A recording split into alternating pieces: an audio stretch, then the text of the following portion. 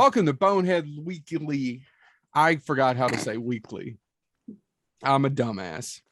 Today we have screenwriter Kathy Charles.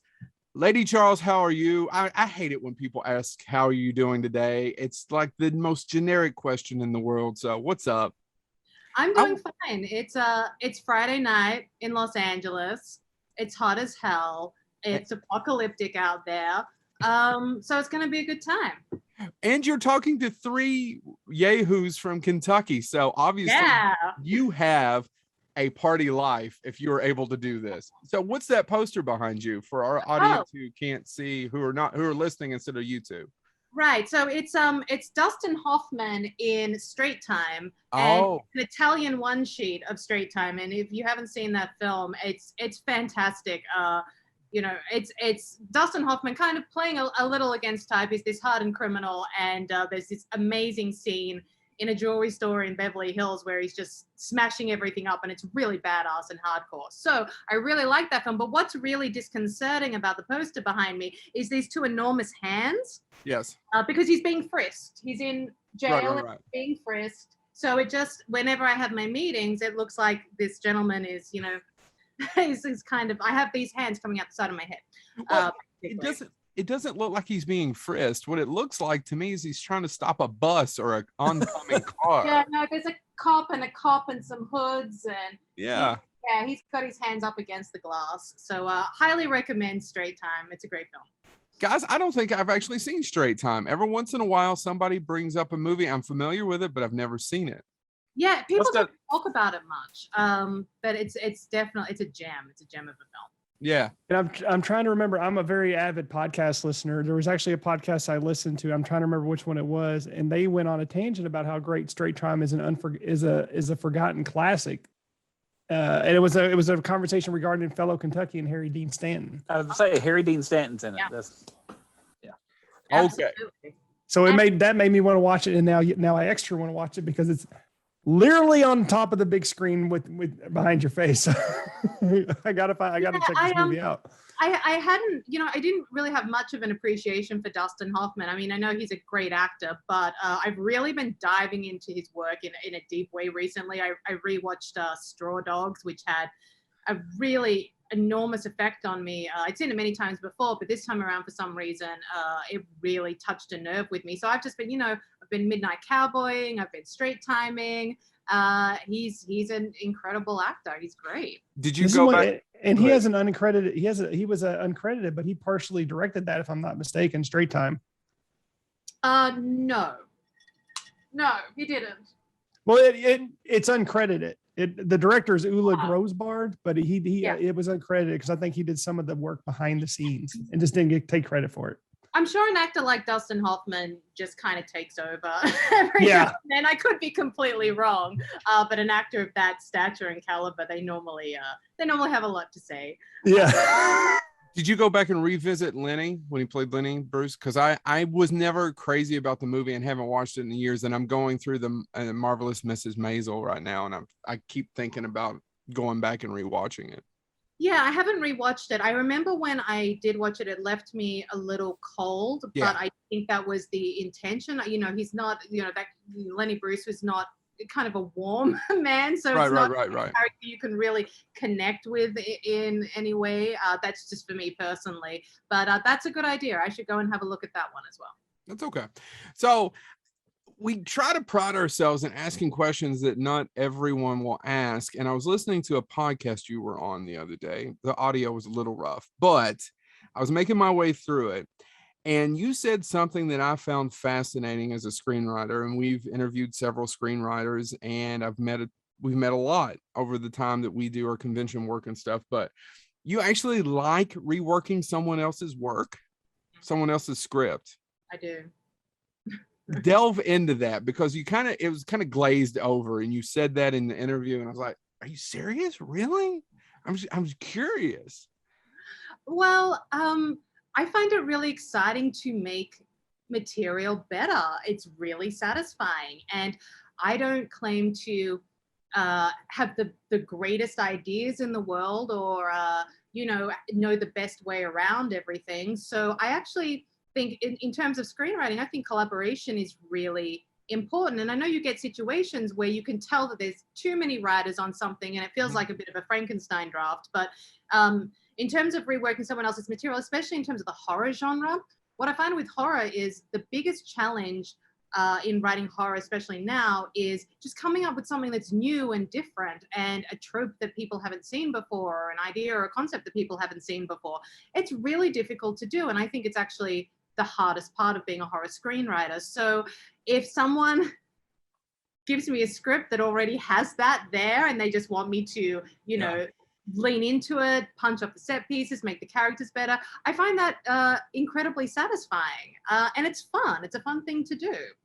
Have you ever been writing a script and then all of a sudden realize, oh, I put down that trope, and then you have to go back and rework it? Have you ever caught yourself doing that? Because there's just so many tropes that are just, you know, ingrained in us as horror movie fans. That's maybe. I don't take them out because people expect them. Like there are certain things that people want to see in a horror film. So if I put in a horror cliche, it's normally because the story demands it. I mean, you always hope to go in at an angle that's a little more original than what people have seen. But I mean, that's not always possible. But I mean, the horror films that I write are normally very character driven. They're not particularly set piece driven or concept driven. Even though I have written some things with high concepts, they're very, you know, there's a lot of character work that goes into it, and the stories are dictated by who the characters are and what they do. So it's less likely that I'll fall into the you know, quagmire of, oh, I'm doing this same sort of kill over again or whatever, because the characters I write are very they're very unique and strange and different, so they behave in kind of unique ways, I hope. Well, that leads me in it anyway. I mean, it's kind of Jacob's wife is very character driven. I mean, we're dealing with her, and we're dealing with, I don't want to call sadness, because I was watching it last night, preparing again. I was rewatching it, and there he is. Did I pause my internet? That was the reason why I was late. I need to get a new internet provider. We once every 6 months have an issue, and it would be tonight. Right. So I was watching Jacob's Wife, and Barbara's performance specifically. I found the part of that I really loved was the pre-bite. Do you know what I mean? I don't know if it's just because she spoke to me in that, or if it was just. So can you talk about developing that? Because you were number 3, right? There was first writer, and you were the second, and then there was a third. Right. So the original script was written by Mark Steensland, and I read it, and it was such a fantastic story, and it also spoke to my sensibilities because it felt like a little bit of a throwback to the films that I really love, like horror films of the 90s. It had a Stephen King quality to me, and and it was very much dictated by character. And Barbara and I wanted to say a lot of the same things about marriage, because Barbara's married, I'm married, and we wanted to talk about the challenges that come up in a marriage in a way that felt very equal. We didn't want this to be we wanted this to be a film where both husbands and wives could watch it and relate to it, and no one was really the bad guy, you know what I mean? Jacob's not an asshole. It's not. In fact, he has many redeeming qualities. He's boring. He's not the most fascinating person on earth, but he leads his life, and he has some sort of, whether you're religious or not, he has this moral ground. And for the most part, when you're watching it, you think, oh, he's not a terrible person. He's not a bad person at all. And I appreciated that, instead of, because I think a lot of times they either, whether it be male or female, they take the character and they just either make them awful or they're stupid, or, do you know what I mean? Just to easily simplify it. But he's not any of those things. He's just boring, and they're bored. Right. And I think that there's definitely a tendency to want to villainize someone in a marriage when things start to go wrong. It's about whether you can grow with someone, because, I mean, it's a really unrealistic expectation to think that two people are going to get together and stay together for their whole lives through all of these immense changes that you go through personally. We're not the same people we were 10 years ago. We're not the same people we were last year, considering the pandemic and everything that's happened. And I think that there's a lot of focus on, who's right, who's wrong, who's good, who's bad. But at the end of the day, I think that in a lot of marriages, people are just trying to work it out together. And I think that Anne and Jacob do that. Once they're, presented with this issue and this problem, they realize how important they are to each other. And, it allows Jacob to realize his shortcomings. It allows Anne to realize the things that she has been unsatisfied with. And they try to work together to a conclusion to see if they can rectify it. And whether they do or not is kind of up for debate. But that's the way we wanted it to be. We didn't want to give an answer. We wanted, because I don't think at the end of the day there are answers when it comes to marriage. I don't think you get to the end of a marriage and say, well, this was right or this was wrong. It's just a constant back and forth and tussle. All relationships are. And we just wanted to show kind of that in a realistic manner, I think. So go ahead, James. Sorry. I was going to say that's the scene that kind of jumped out at me in the film. Was there's that scene where he's talking to someone and he says she's changing, and all of that, and that's what happens in a marriage. I've been married. He's been married 7 times. Do not feel bad about your two. Wow. 7 times. Mrs. Number 8. I'm lucky I found one number person. 8. He's a professor with a PhD. I'm just saying. Well, PhDs are very impressive. But I was about to say you're the Elizabeth Taylor of the podcast group. Oh, yes. No, that's Chad, but it's a different reason. Oh, it's Chad. All right. But no, I think that's such a cool scene because I automatically went, obviously that's what happens in a marriage. That, the person that I married 15 plus years ago is not the same. And there's that, it sounds like a cliche line, but you either grow together or you grow apart. And actually there's certain things that you grow apart on, and then we hope other things grow together or not. And there's that back and forth there. So I really loved that scene because it plays as kind of a quiet scene, but I think it embodies a little bit of the horror that marriage can be. Is if there is too much change, if there is too much, or if you're not ready for the fact, if you expect somebody to stay the same for 10, 15, 50, whatever years of marriage, it's not realistic. So I really appreciate that scene. I thought that was a fascinating scene. Yeah. And I mean, the reality is we're all going to keep changing. And if someone changes and you can't, and it's into something that isn't compatible with you anymore, there's absolutely nothing wrong with that.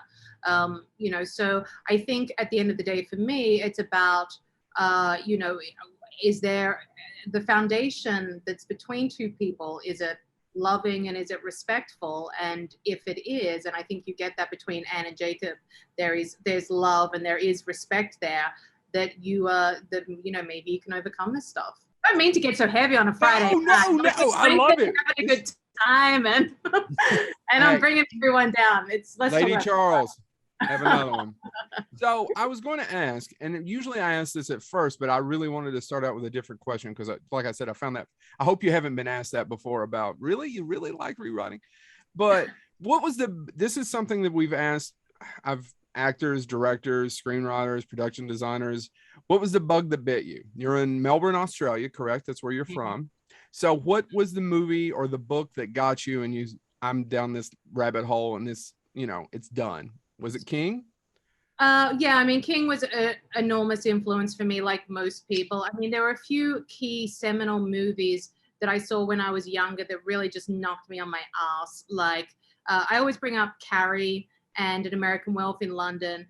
And I think the reason that was so influential in terms of the way I write is because there were such tragic stories and I loved the tragedy of them. I was really moved by it and there was a romanticism to them. And, and they were, grandiose, tragic, sad stories. They affected me. And I, after I saw them, I would walk around in a daze, just trying to get some relief from them, And I mean, and even a film like Basket Case, Basket Case. I watched yeah. Head and Water, fantastic. And that was another really tragic story. So I think I was always drawn to these really sad, romantic, tragic horror films and the way that they affected me. And I liked that they made me feel so bad. But I originally wanted to direct and I made a few short films but I found that I wasn't very good as a director because I found actors to be very intimidating, and I didn't really know how to communicate with them and converse with them. I would actually become quite shy. So I made a few shorts, and then I found out, no, I really don't enjoy that aspect of it. But I always loved writing, and I didn't know if I was going to be a screenwriter. And I worked in the film industry in Australia, and it's very small, and it's government funded, and it's very hard to get films up there like it is everywhere. But I ended up writing a novel first, and I had that published. And then I came to America, and I met my husband, and he was a screenwriter. And he encouraged me to write screenplays, and basically, taught me everything I know about screenwriting. So I had a really great education from him, and I had some success there, and that's kind of where I ended up. Okay, but was it so? But you've always had an attraction to horror. You've always had attraction to the macabre. Sure, anything really, really dark, I'm up for. I mean, I say that, but I love comedies as well. Like I'm not like a dark, broody person. What's one of your favorite comedies? Some of my favorite comedies. Top of your head. Well, okay, so Annie Hall is one of my favorite films of all time. Okay, Woody Allen. Yeah, so Woody Allen films. I love Woody Allen, but then I also love really broad stuff like National Lampoon's Vacation is incredible. Yeah. When I was a kid, I watched like Revenge of the Nerds and Bachelor Party and Caddyshack and all this really misogynistic, dumb, very funny stuff. I really enjoyed all of that. So I think, I have a little bit of a wicked sense of humor due to, looking at those films when I was a kid. Yeah. But in terms of the horror genre, I think it was because it was kind of the forbidden fruit, because my mother didn't allow me to watch horror films, and I had to go to my friends' houses to watch them. So I was sneaking around the neighborhood, going to my friends' houses and seeing things like Gremlins and Ghostbusters. And I saw a film called American Gothic, which was about hillbillies killing people with knitting needles, which was fun.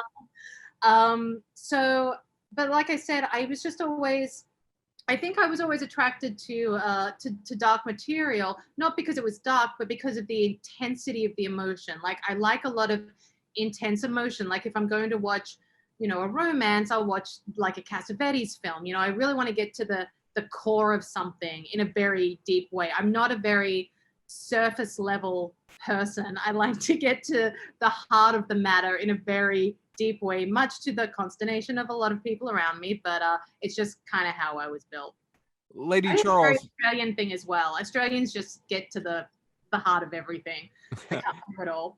We actually do a segment for an Australian podcast every week. A friend of ours. We've never met in person, but for the last 3 years we've become friends. God bless social media and the internet for that, right? Mm-hmm. So you don't mind being bruised and beat up after a movie? At least no, emotionally. I want it. I look for that. I look for that experience. I really enjoy it. And for me, it's not about the shock value of a story. It's not about, like I've tried watching certain things. Like I've never seen Cannibal Holocaust, and I know I should watch it, but there's just something about it that makes me very nervous about it. I've never seen a Serbian film. Like I've never seen the really big, shocking films that everyone talks about, because I don't want to be traumatized, but I want to be moved and saddened. So give me that and I can do it. The thing about Cannibal Holocaust is I'm okay to the animal stuff, and I will never watch it again. Oddly enough, I met the director many years ago in Chicago, and he's the nicest guy. He's like someone's grandfather. And I watched it afterwards, and I was like, things shouldn't hurt for cinema. No, I completely agree. Anything to do with animals, I'm not down with. And people always say to me, "Oh, but it doesn't go for that long." And I'm like, "Yeah, I don't need to see that." But so shock cinema is not my thing. But like I said, grand tragic stories definitely are. Well, let's talk a little bit about Castle Freak. So we were going to do this interview 7-8 months ago, I think. Yeah. I think when did Castle Freak come out on Shudder? Sometime in December? I think so. It's a bit of a blur because we were going to premiere at a festival the previous April, I think, and then of course COVID hit and there were no more festivals for a while. So I can't remember when it hit Shudder, but yeah, I think maybe December, October, November. I think maybe for Halloween. Maybe it was there for Halloween. I can't quite remember. I don't know. It was right after that, and you were going to do the show, and I was watching it, and I was like, and because we've seen Castle Freak, it played our Halloween-a-thon a few years ago. Cool. And for some odd reason, it was one of guys. Correct me. It's one of the Stuart Gordon pictures somehow, some way that we never really had seen before. Right? Correct. Yeah, I've never seen it before. Till 6 or 7 years ago. Don't ask me how. Don't ask me why. I mean, I've seen everything. We saw Space Truckers, but Space Truckers, robot jocks. Space Truckers. I need to rectify that. Oh yeah, you do, and it's actually it's free streaming, isn't it, Chad? It's on a couple of things. Yeah, it's on Tubi and I think Amazon Prime. I love Tubi. Oh my goodness, I love Tubi because that was where I first saw Shakma, which I loved. I was going through Tubi. I'm like, what is this Shakma monkey movie? This is great.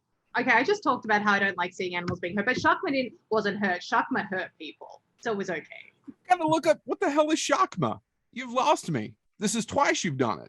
Oh, okay. You don't know Shakma? I'll judge me. Go ahead. I will judge you. Lady Charles, I do not know it. Okay, do the other two boneheads know it? No. You lost us. Oh, it's fantastic. So it's about a monkey that goes crazy in a college building and picks people up one by one. And if memory serves me, so Amanda Wyss is in it from Nightmare on Elm Street. Roddy McDowall's in it. I've never even heard of it. McDowall's in it. It's just really intense. I just wrote it down. It will be playing. Don't you worry. This is the second. We've done 2 interviews in a week, and this is the second time someone's given us something that we should watch that we've never seen. Yeah, Roddy McDowall's in it, and look, I mean, Roddy McDowall did a lot of really great exploitation films. Absolutely. Class of '84, and oh my god, I love Roddy McDowall. So Shakma, Tubby, very cool. Good okay, I'll have to check it out. I forgot what the hell we were talking about before then, by the way. Sorry. No. I was just sitting here going, yeah, Space Truckers and Stuart Gordon. For some odd reason, we missed it. So I was watching your Castle Freak. Oh, yeah. And I was sitting there and some of the casting choices, and I was going through it. But I tell you, you really earned my respect. And I'm hoping you had something to do with that last 20 minutes. I'm hoping that wasn't that was yours, because first of all, we could start talking about how you change genders of things that are unexpected. Yeah. Right? Sure. There's a big one in Jacob's Wife, and I don't know how much you want to talk about. I don't know how many people have or haven't seen it, so I won't give away too much. But there's a really big one in Castle Freak.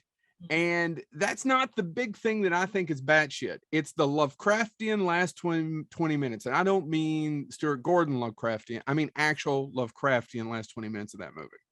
Yeah, I mean, I think one of the things that I was interested in doing, I will take credit for the last 20 minutes. Good. I was there like, there are some things in that film that are not mine. Yeah, there are some that, like, when I came onto the project, there were a couple of scenes that I'm sure everyone's aware of. They were already there. It's like, right around this, but this scene is in the film. And I think. Can you talk about it, or do you want to not talk about it? It's fine if you don't. I mean, like the very shocking sex scene in the film, that was there from the beginning. And I think it was kind of a litmus test of, well, if you as a writer can stomach that scene, then you've got the job. You can write everything that goes around it. But it was funny because when they shot that scene and I saw it, it completely blew my mind. I was like, people are going to have a hard time with this.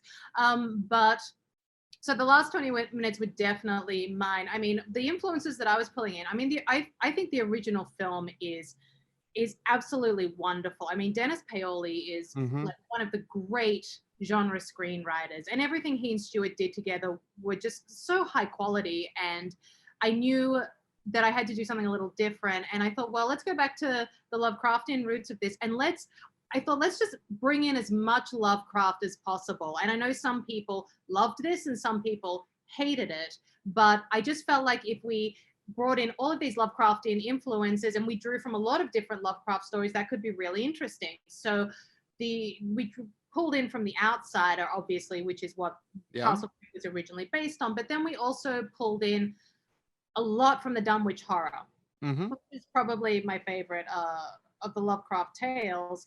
And I also pulled in a lot from the films of Fulci and Bava, because at the time we didn't know we were going to shoot in Albania. We thought it would be set in Massachusetts and we'd shoot in America, but we ended up shooting in Albania and transporting the story to there. And it just seemed like a good opportunity to really look at some of the tropes that I love from Bava films. And, you know, I thought a lot about, in terms of that ending, once again, I thought a lot about the great tragic endings that I really enjoy. I thought about the ending of The Beyond, which is terrifying. And I just, I loved the idea that, you know, I think what I was exploring in the story of Castle Freak was that you can be in a relationship with someone and really love them and really want it to work out, but it's ultimately not a good relationship for you. And ultimately sometimes, even if people want to change, some people can't change. And you saw that with the character of John. He tried to not drink, he tried to behave himself, but he ultimately couldn't. And it's also this idea, and this is very fatalistic, but this idea that, you know, we spend so much of our time as human beings trying to control everything and analyze everything and make things work. And at the end of the day, we're all just going to be dead.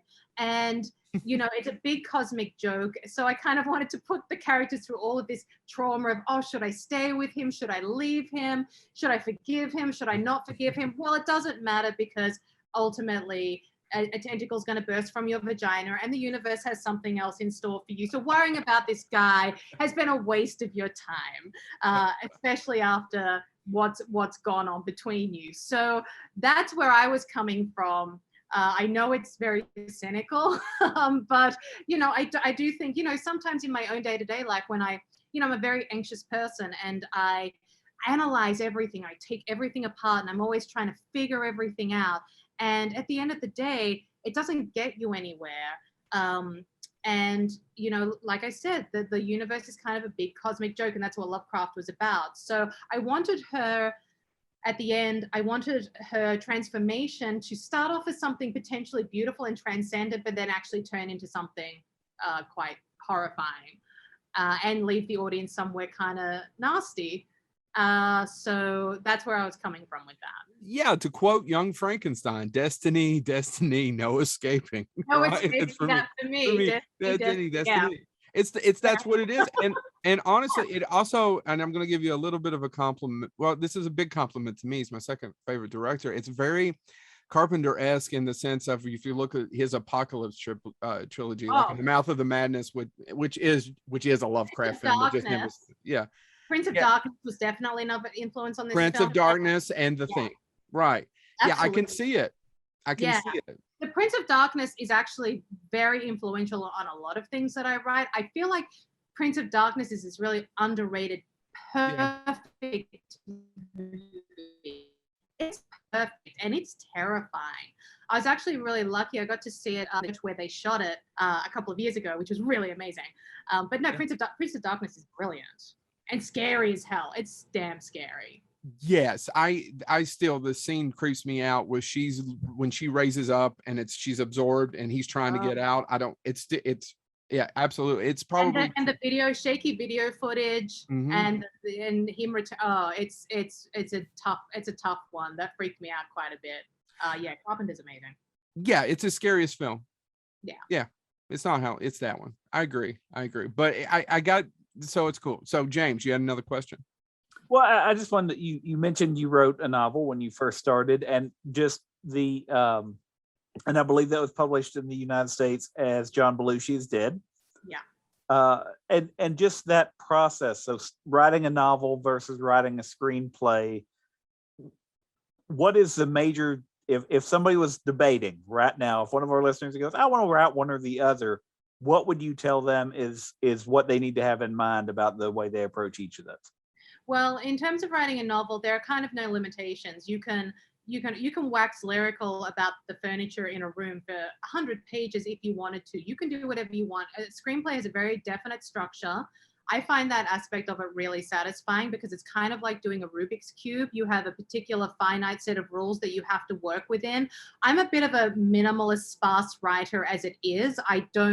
When I write stories, I write them because I want to tell the story. It's not so much that I want to, show how beautiful my prose is. It's not so much about the prose and linguistic aspect of it. It's more about just getting the story across. So screenwriting works really well for me in that sense.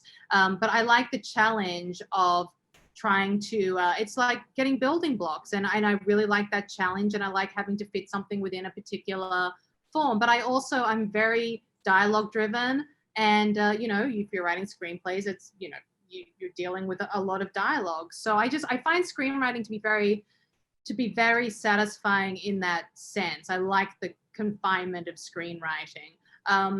Also, sometimes your career just works out that way. After John Belushi is dead, I wrote 2 more novels and I couldn't get them published. And then I broke in with screenwriting and I've had a lot of success ever since. So I think it's important to constantly be recalibrating with your career and going where the opportunities are and kind of where the river flows. And it will probably end up at some point that I can't get hired as a screenwriter anymore for some reason, because I've written another offensive film about tentacles and vaginas and things. I'm unhireable. So, and then I may go back to novel writing. So I think, there's people call themselves screenwriters and novelists and all that. But I think, if you consider yourself just a writer, you can work within all mediums, and that's what I like to do. But I mean, I like the confinement of screenwriting. I find it really pleasurable in some ways. Peter David referred to himself as a writer of stuff because he had done novels, screenplays, comic books, all of that, and that was his tagline. Was he goes, if I can get the job, I write it. Yeah, and you have to diversify, especially now because the landscape's constantly changing, and movies may not be made in 10 years. It may just the whole 1 hour, 1.5 hour, 2 hour format, like it might go. We just don't know. So you really need to be able to write for many different mediums. And I've written web series, and I think the only thing I haven't written is poetry, and God forbid I ever turn my hand to poetry. But you have the perfect title. Lady Charles. Lady waxes Charles. Philosophically. Yeah. With tentacles and vaginas. With the tentacle vagina. My first volume of poetry is called Tentacles and Vaginas. Will you dedicate it to Bonehead Weekly? Maybe. If you send me some good Kentucky bourbon, I'll do it. Oh, we do a horror movie convention. You come on down, you can on the panel. We will take you for all the Kentucky bourbon you would like. We will have a great time. I've been to Kentucky. It's beautiful. Well, like people don't realize how beautiful Kentucky is. I went to Jim Beam. That's in Kentucky, right? Outside of Louisville. Yeah. Beautiful. It's like Willy Wonka's chocolate factory except with booze. It's stunning. Yep. I'm totally down with Kentucky. Yeah, you can do tours here all week and then do a horror movie convention at the end. I am so sorry. Someone keeps beeping at me. But yeah, you could do a horror movie convention at the end. You will have a blast. I was about to ask another question. Okay, so you're the first screenwriter that we've had, and I may be wrong, we've had Oscar winners. We've had people with huge films, but you're the first one that's been on either the black list, the red list, the blue list, the hit list, the Dahmer list, the blood list, the huge list, And I'm curious, is that a blessing or a curse? No, it's definitely a blessing. It's what started my career. I was on the black list, which is a list of the best unproduced screenplays for the year in Hollywood. I should have explained that before my question. Sorry, thank you. Best. I'll say most liked. So yeah, because some of our listeners are going to go, oh, she knows James Spader. Oh, I wish I could use James Spader. How fantastic. So now I'm thinking about James Spader. Because during the pandemic, I went on a big James Spader kick, and I watched he was in so many crazy exploitation horror films like Jack's Back, Tough Turf. Oh, these films were great. Anyway, James Spader, let's put him to the side for the moment. That's It's a okay, Lady dreamboat. Charles. You have a moment, and we will wait on you. Hold on, let me have a drink while you think of James Spader. Because I promised you we would have. I promised you we'd have a good time tonight. I did do that. I said, it's crazy. It's on Amazon Prime right now, and it's a high school exploitation flick with James Spader and Robert Downey Jr. in it. It's crazy. And Jack's back is like this Jack the Ripper, modern day Jack the Ripper thing set in Echo Park in Los Angeles, and James Spader plays multiple characters. Oh, it's so good. I got to tell you, his favorite role of mine is still 2 Days in the Valley. I love him as the hitman in that movie. Okay, I'm writing that. You down. got to watch 2 Days in the Valley. Hold on, now we're supposed just to give her a hard time. For him and Danny Aiello. Oh, I love Danny Aiello. He's definitely one of my favorites. There's some good scenes considering it's a direct Pulp Fiction ripoff film that came out right after. But yes, it is. It does have. There was so many of those. There was a ton. Yeah. Not in the 90s, but we're of a certain age. We remember them. We were at the And right for better or worse, it gave us Charlize Theron. That's true. Right. Okay, I'm definitely gonna watch it. No, the other blacklist, not the one that James Spader is on. Yeah. So it's a list of the most liked unproduced screenplays in Hollywood, and it's voted on by executives, mainly executives and agents and assistants. No, I don't know if agents can vote. I don't know. It's voted on by industry people. And I wrote a biopic about Stephen King called The Kings of Maine. And I was lucky enough to get on that list around 5 years ago, and that's what started my career. So if you land on this list, you get introduced to everyone in town, you go on a lot of meetings, and people really like that script, and it's kind of just started everything for me. So it was really important point in my career. And then I was a co-writer on another script that landed on the blacklist and the blood list called 1031. Mm-hmm. So no, that definitely helps. Any way to get attention in this town ultimately helps. Well, I was about to throw it over to James, but I was about to, if you could explain a little bit, because this is another reason why I really wanted you on. There was two reasons. That last 20 minutes, well, three, that last 20 minutes of Castle Freak, the fact that you were a screenwriter, and the fact that we've had several screenwriters, most of them have been male, which is unfortunate. Yeah. We want more women on the show.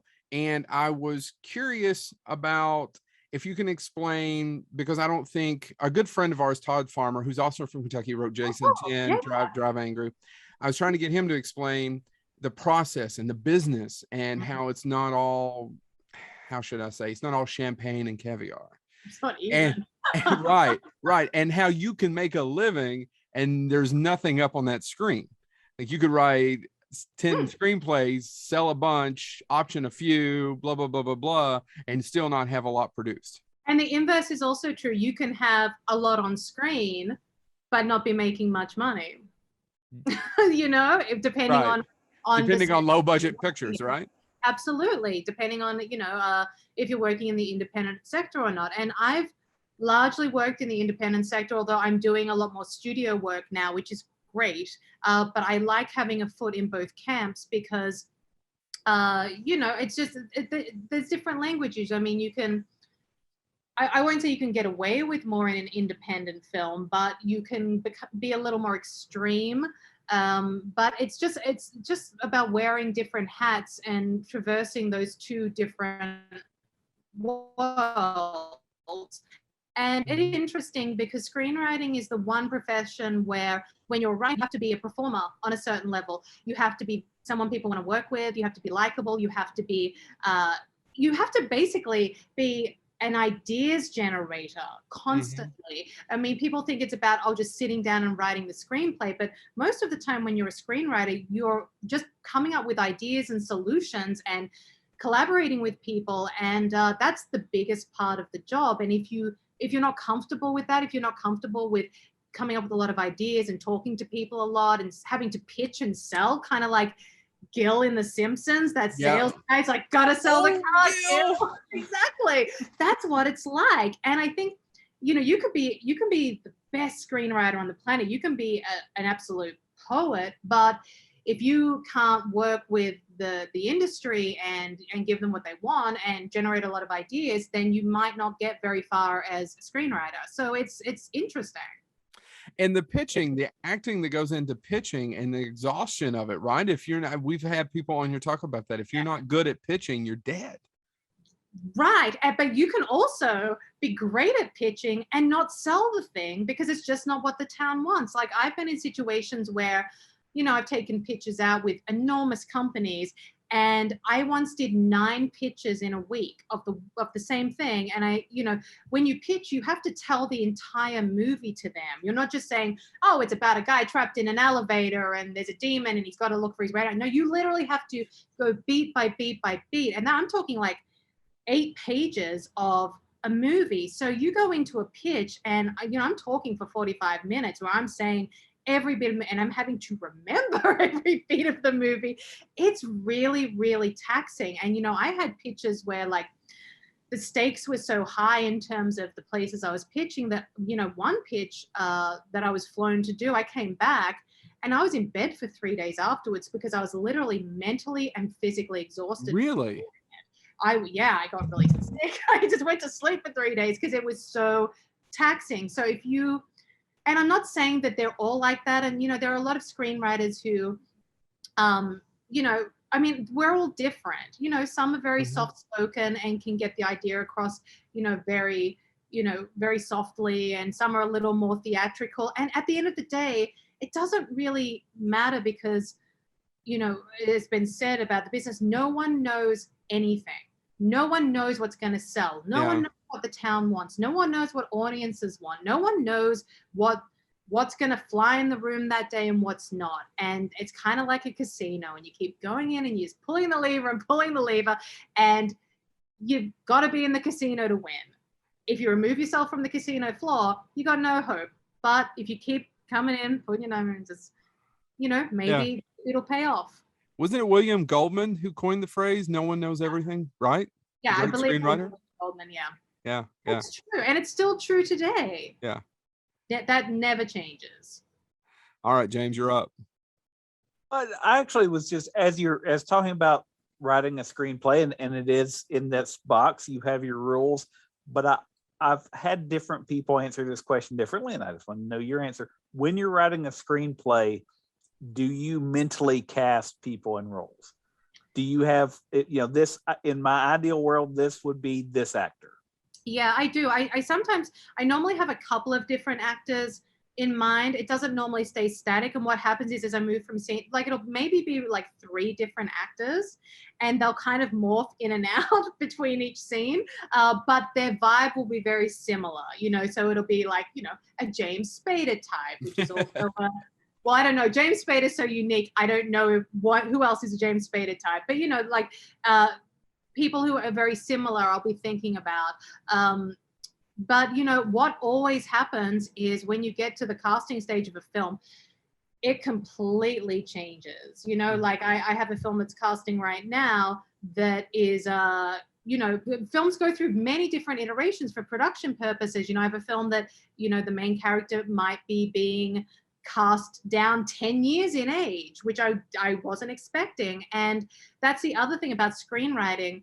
You have no control over the finished product. If you're someone who needs to control things, don't become a screenwriter, because once the script is done and it's gone, it becomes a whole different beast because of production issues and financing issues and everything else. You have to be really cool with that. And I'm really cool with that. Like if I have a story that I feel I really want to tell that I don't want messed with, I'll write a novel. But, I think it was Paul Schrader who said that a screenplay is a blueprint. It's just a blueprint, and it's a blueprint the whole way through production and into post-production. And, I think people have read enough books about movie making to know that a film changes constantly right up to the moment that it goes out. And it's this weird black magic that brings a film together, and you never know what it's going to be, basically.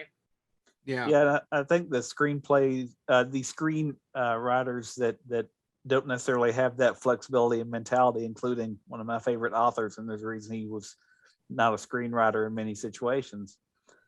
He had an entire rant where he would say to the director, no, you don't have to imagine it. I imagined it for you. And I think he has he Who had is the author? Say it out. That would be Harlan Ellison. And he only had one screenplay that the Oscar, which was not a great film, but he did a lot of television work, and he had a long history of fighting the system and litigious as well. So I always think about that, and I always think maybe that's why some people veer better toward short fictions, novels, and others veer more toward screenplays. Sure. Or you become a writer director. Yeah. And that's absolutely fine as well. If you want to control things more, you have to become a writer director. But being a director is different to being a writer. So but if you want to control the work, that's what you have to do. So you said your favorite vampire film is directed by whom is one of my favorite interviews that I ever got to interview. Was Romero's Martin. Yeah. Tell me why. Because it's sad and tragic and romantic. He's not a real vampire. Yeah. Well, or is he? I don't know. He might be. It depends on how you. I don't. And that's what makes the movie great, is that we're both correct. Well, I think so. Romero had these really great films that are a little bit overlooked. There were always a big influence. I mean, Season of the Witch is just as much an influence on Jacob's Wife as Martin was. Okay. And I was thinking of Season of the Witch quite a lot when I was writing it, because it's about a woman coming into her own through kind of dark and nefarious means. But no, Martin, very small film, very, very moving, very tragic. And, it was about, all of these, all the monsters like the vampires and all of that. They're all metaphors for other things. And Martin was about a kid who was really lonely and sad and couldn't connect with anyone and had a bad family life and was trying to do better. And then just when you felt he might do better, it was all taken away from him. And I guess that's a little Lovecraftian as well. Like, you try to do better, but then the universe has something else in store for you. And it was just very tragic and very effective. But Romero's really, this is a generalization, but he could be, the pioneer of that. And at the end of Night of the Living Dead, when Ben comes out of that house and is killed, that's incredibly abrupt and shocking. And I guess you could potentially trace back all of these abrupt, shocking endings in films like Carrie and American Werewolf in London and Martin and all that. You could trace them all back to Night of the Living Dead. I can't think of a film before that had an ending that shocking and abrupt. No, you want to say Psycho, but it isn't. People forget Psycho has that whole 10-minute monologue at the end of it that explains everything. Hitch didn't go the whole way. He didn't just leave you with that. Go way to limit, apparently. What'd you say? He has that impact on himself. He is paused. While he unpauses himself, I'll say the ending. The ending. Oh.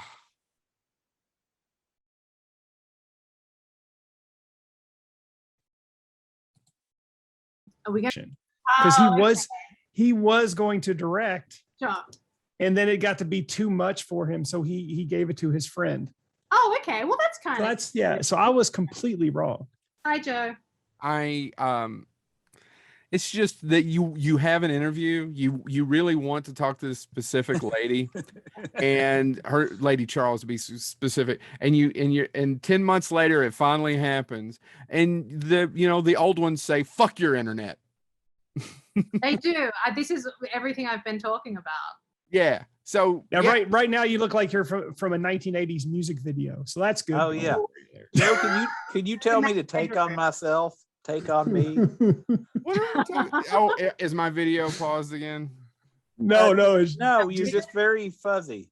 Oh yeah, well, take on me. Take me on. Anyway, back to my point. I forgot where we were at. I'm totally screwing this up, and we're running out of time. Psycho, the ending of Psycho. Yeah, Hitch didn't even do it. Hitch had that ending, and we could have ended there in the basement. Don't get me wrong, Psycho's amazing, and I don't mind it, but there's the monologue that explains the whole damn movie to you. Yeah, and it gives the audience a reprieve.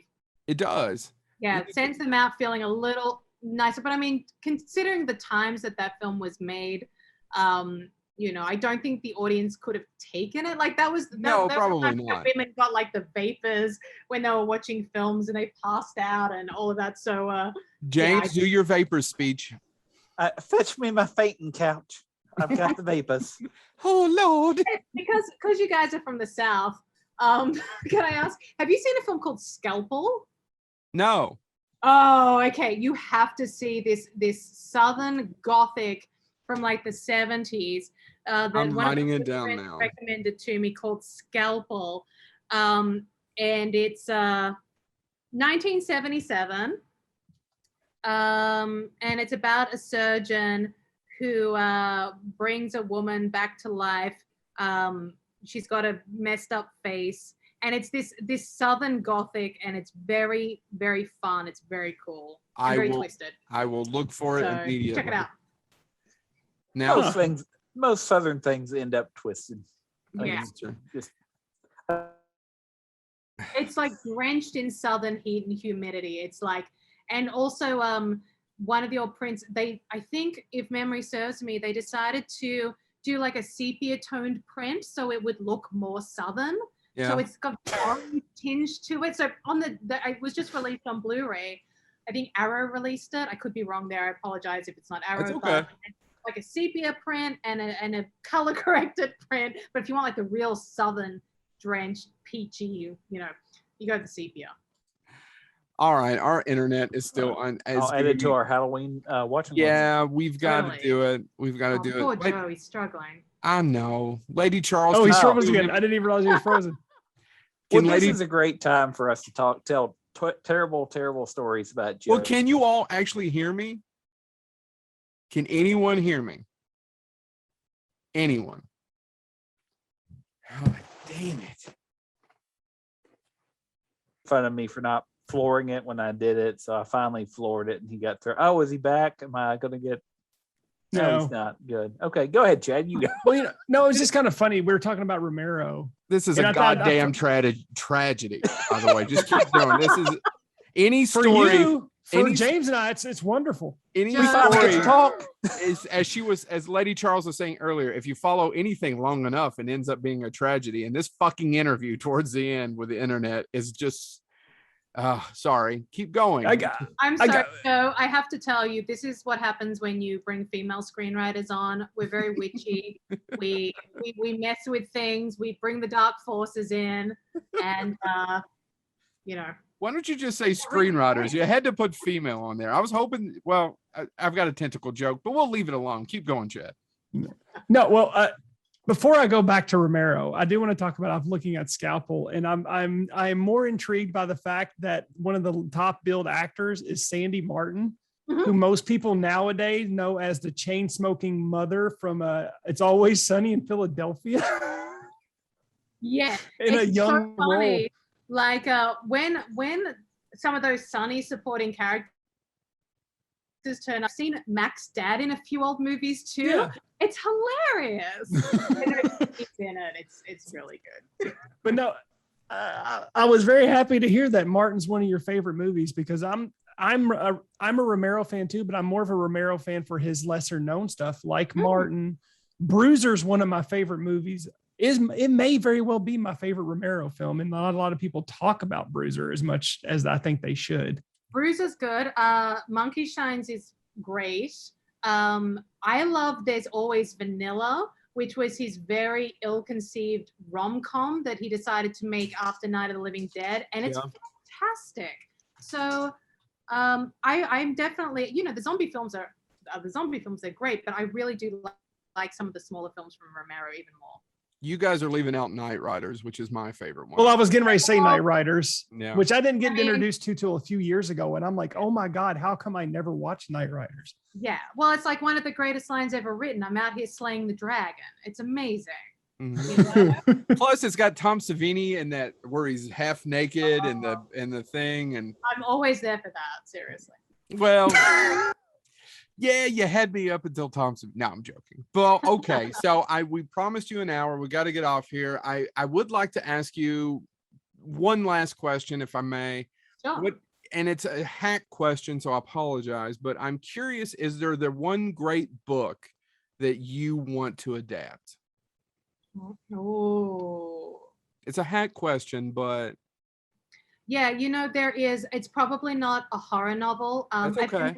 I've been lucky enough to be involved with some adaptations of some novels that meant a lot to me, but I can't talk about them. But I have been fortunate enough to do that. That's okay. You can talk about it on here. No one listens.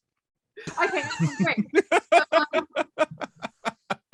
You have to beat yourself up. You have to be. We do, not you, Lady Charles, but we have to beat ourselves up. I'm a huge fan of Norman Mailer. And I know I know that's the last thing you were expecting me to say, but I'm such a huge fan of Norman Mailer, and adapting something like An American Dream or Armies of the Night or something like that would be just a dream project for me. I find I just, once again, his works are very, I like things. Oh, also probably his novel Why Are We in Vietnam, which if you've seen David Mamet's The Edge, he kind of did it in The Edge. But it's one of those man against the wild and man against the elements novels, and it just kind of goes to like the dark, primal, primitive heart of man, and how he struggles with these baser innate instincts within him, and then this veneer of civilization that he finds himself in, and he's constantly at loggerheads with that. And I find that really fascinating, because I think it's responsible for a lot of the issues we see today amongst amongst people and in society and in institutions and all that. Is all of us, man or woman, we have all these really primitive genes that all these instincts that date back so far, and then the technology in society is going so fast, and we're constantly trying to merge the two, and it's really difficult to do. And that's where you get people behaving in ways that are erratic and violent, and it's a constant tension, and I'm really interested in that tension. So give me a Norman Mailer book. I mean, probably not going to happen anytime soon, but I could do that. I dig that. And I can't think of a better way to just go ahead and sign up. I hope this has been fun for you. We've had an absolute blast. I apologize for the internet. If you're listening out there, they're both on Shudder. Jacob's Wife, the Castle Freak 2020 version. Go check them out. They are different. They turn genders. It's just fun. Check them both out. Lady Charles, it's been an absolute pleasure. Thank you so much for coming on Bonehead Weekly. Thank you, guys.